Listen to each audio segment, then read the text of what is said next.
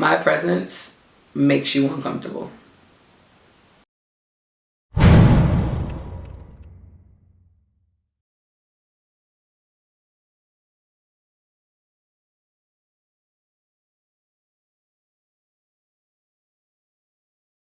I connected with Big Sexy through Instagram, and we've had a few conversations, and I just, like you said, she's like your best friend automatically, and I love people that I can connect with like that. Sure, like I haven't met her and she doesn't know me, but she seems so genuine. And I feel like that is rare to find on like IG. It's just something about real genuine energy like radiates through like the screen, and it touches you, and it's like, wow, if she can do it, I can do that too. Like I can be confident in my own skin, and it's not about like trying to be a certain thing for any one person. It's just about embracing who you are, loving who you are, no matter what size you are. And so my motto was always, it has always been, just because they make it in a 3X doesn't mean we always have to get in it. But then I started looking like, I think that 3X became a different meaning for me when I started following you. It became not about the size and the number, but it became about who I am. When I put this outfit on, how do I feel? It's not about what someone else sees me in. It's about me. Uncomfortable is I use those terms a lot when I write posts. If you get me to get in the caption, I love making people feel uncomfortable. I know what my size carries. I know the negative backside of what my size is to people and what they think about me. So I'm not saying that this isn't who I am. I love dressing the way I dress. Like that makes me feel sexy. I love how I dress. I love how I act. I love how out there I am. That's just who I am. But I love that I see how people look at me when I walk down the street. I see it. I see everything. I just don't have the energy to respond to it all. When I was younger, definitely, my mom hated it. She was like, we can't fight the world.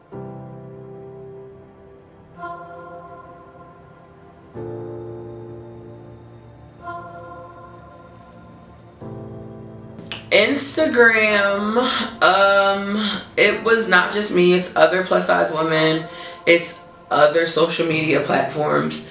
Our bodies are still not being accepted as much as we think that we've taken so many steps like forward. Instagram and also society will let you know that we've made it nowhere. I always made this this correlation with racism being close to fatism and other situations. I'm not saying that, being black is like, being fat. It's not like that, but it's just females that are my size and anybody that's over 200 pounds, we feel like we've gone, or we have all these places we can shop now, and fat girls are doing this and fat girls are doing that, and then it's just like, no, we're still just fat, and we're still just made fun of, and we're still the butt of the joke, and we're still looked at as gross, or we only have a boyfriend if we're paying for them, and we're only like, do you understand me? Like it sucks. And with that going on, because I'm such a lighthearted, fun, happy-going person, I can tell you that sometimes I literally will be going through the worst feelings or the worst emotions, but you'll never know. Yeah, so they just kept like literally it just it just all started. This was Thanksgiving Day. I posted, as anyone else, and everybody knows me, I'm very comfortable with my size. I'm very comfortable with my sexuality. I want to be sexy. I am sexy, but I want to be able to be sexy on Instagram. I want to be able to be sexy. I am sexy, meaning I do walk out in anywhere, a beach, on vacation, out my house to go groceries, sexy. But I want to do that, and I don't want it to be so much hoopla. I don't want it to be so much girl, you are so, girl, yes, girl, it's the confidence for me. Like, I was breathing. Yeah, so it's just like, I don't even know where we went with that, but it's just like with the Instagram, like I said, I like have a really good thing with like going off like what I was talking about, because I think I get so passionate about it because it's my life. I'm 33 years old. I'll be 34 in July. This is my life. I've been big since my mom said I started getting big at 2 years old. I was 300 pounds by the time I was 12 years old. Like, I've been big my whole entire life, and not just like you know, the normalcy big, like, oh, she's 250, 300, she normal big. Like, I was big my whole entire life. So you know, I have a lot of emotions about it. I just want to just be myself, and being myself at this size, and then when I'm not this size no more, I want other girls that are my size now to be able to be themselves and not be banned on Instagram, and not, you know, a lot of people don't have the love that I have for myself, and honestly just like the self-confidence, the mental, like, you know, I'm just like all the way there. A lot of girls, because I talk to them on social media, some of these girls actually don't even leave the house. Some of these girls' only source of confidence is social media, and it's not a diss, you know, and it's literally their only way of feeling confident. It's their only way that people call them pretty is on social media, because they don't leave their houses, and you're taking that away from them. And I just think it's so important, especially in the pandemic, especially in anything, but it's like you're just taking away just something that can really hurt somebody.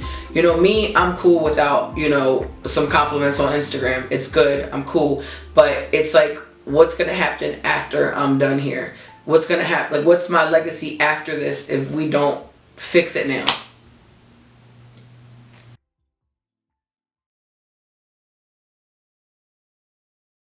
So I met my trainer from a social media post. I needed my backyard cleaned, and I made a social media post of any Black-owned landscapers, and somebody tagged, well, people tagged everybody, and then he was the first to respond.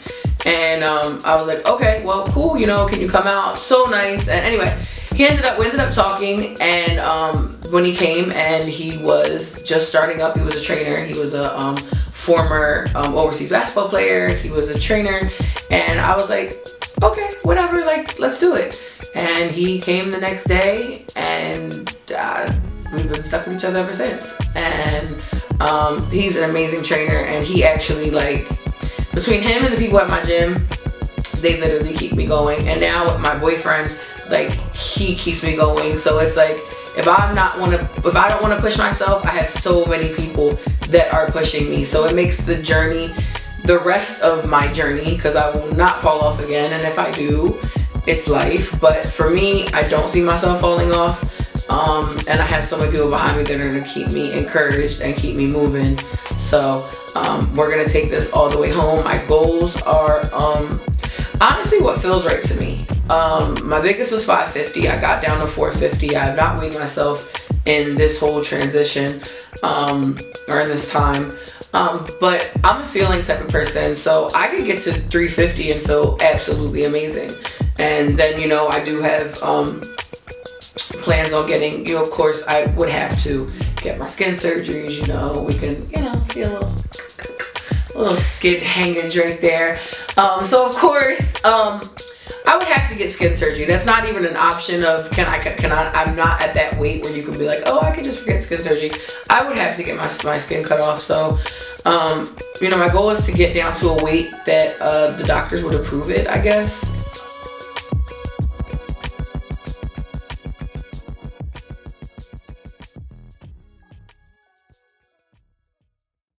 Thank the Lord, my dad kicked me out. Me and my dad had a really bad relationship growing up, and my dad was just like, I will pay for her, because I couldn't work. Like, you know, I couldn't work. I did makeup here and there, but let's keep it real. My parents, thank God, were financially blessed that, you know, they paid for me to live where I was living, and I did makeup, and I got some jobs, and, you know, this, whatever, but I thank the Lord every day that that's how my life happened, because if my dad did not kick me out, I am more than sure that I would be like 700 pounds by now.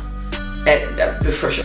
When your back is up against the wall, I think that's when it happens. I think that's where you find like a fighter that you never thought that you had, or like this hustle in you that you never thought you had. My dad actually told me that when I started, doing really well.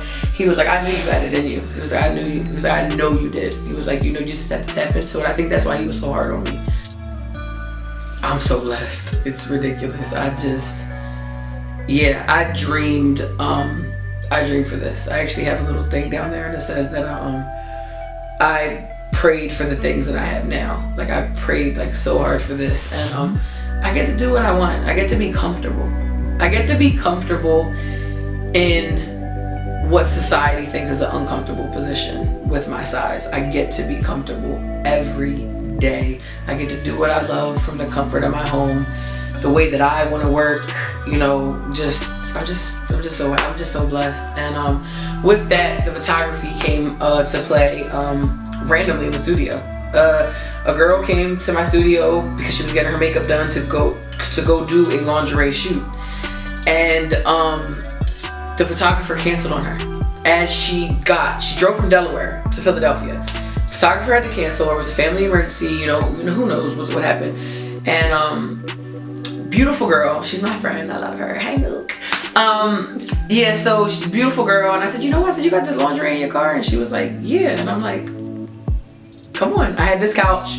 I had this straight thing. I didn't have much. And we took pictures on my iPhone. At that point, it was an iPhone 8. These pictures were gorgeous.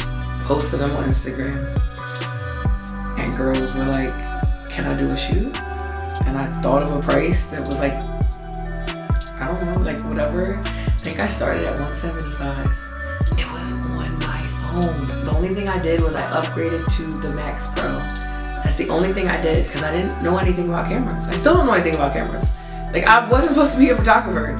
It just kind of happened, and people feel comfortable with me. I think that's what made it go the way it went.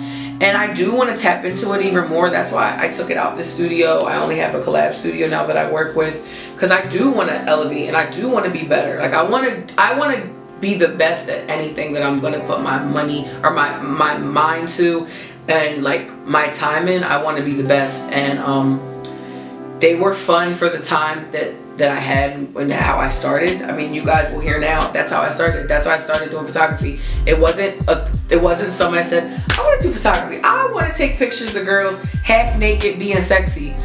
No, that wasn't in the plan. It happened organically in the studio, and I think that's what makes it so much better. With like, it gives me goosebumps thinking about it. And that was also another revenue and money for me. Makeup is only so much, and I'm definitely 2 years ago, I've grown in my artistry so much in the last 2 years, because I've touched more faces than I've ever touched in my life, in my whole career. I've touched so many faces the last 2 years, and now I think I'm at like 40 to 60 faces a month of makeup, and it's just like, it's crazy to me. It's crazy to me. And I feel so blessed. But yeah, entrepreneurship, it's just kind of like, do what you love and you're gonna go through rough times. It's not always gonna be like this. I know that with Instagram, you get all the glitz and the glam of it, but trust me, there was a story that was told behind this. I told you there was hardship that I never knew I thought I was gonna face ever in my life. Financially, I never thought that I would deal with something like that. And that broke me really bad, because it's something that I never had to worry about. I never had to worry about money. So when you do something, when that happens to somebody, you tap into this person that you never knew was there. I'm happy now that happened. I didn't understand it then, but I'm happy now. And I think that goes into anything that's going on. If you're going through anything, and I'm gonna get spiritual because that's who I am. If you're going through anything in your life, trust me, you'll find out later why you're going through it. So you have to go through it. I know it sucks and it hurts and you want to like give up, but trust me, you'll figure out exactly why you went through it.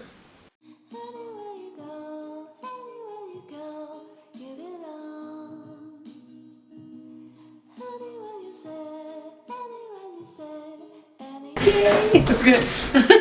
Guys, I'm moving. Bigger studio, bigger house. Well, do you want to show us what the new studio is going to be? Yep, we could. Welcome to the new studio. This is the new studio. Have it set up. I want the desk here. This here, I want to do like a wall. They can take the pictures. Have a mirror right here. The lights, everything. Studio.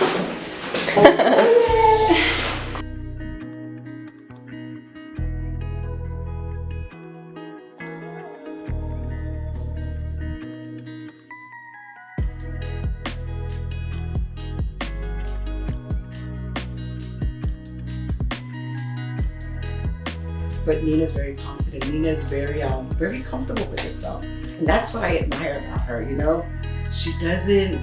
It doesn't stop her from doing whatever she wants to do. Nina just goes. Nina does what she wants to do. You know, and that, it makes no difference to her, you know, if there's someone, you know, whatever. Nina's just very comfortable. She's crazy and all over the place, and I love her because it comes from like a genuine place. So I just enjoy knowing her, and I appreciate her boldness.